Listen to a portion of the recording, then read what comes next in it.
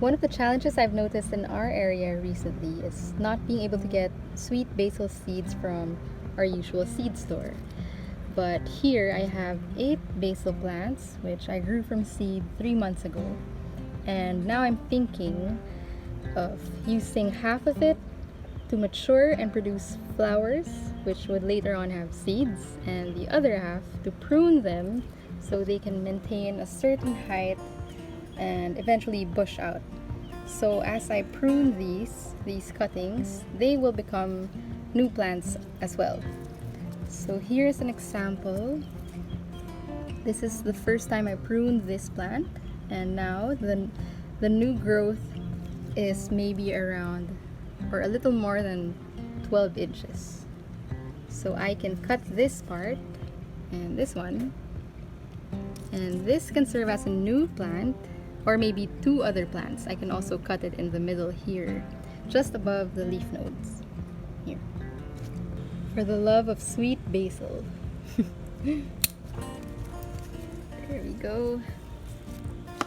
This is one cutting, but we can divide it into 2 or 4 since it's quite long.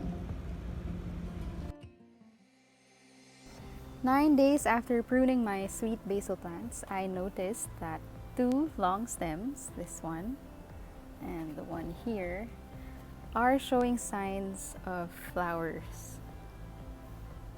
You'll see the difference in the other stems because they only have 2 leaves sprouting, like this one and another example.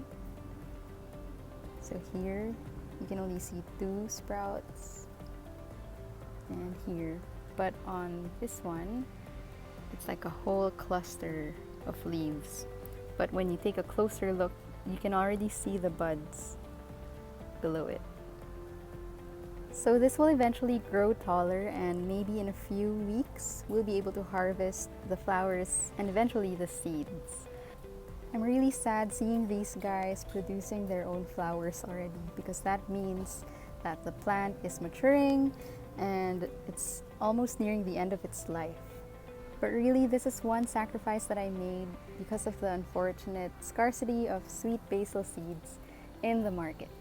I really didn't want to do this at first, but here we are, and they now have flowers. So we'll see, and I do look forward to growing more plants from these guys and continuously propagating them.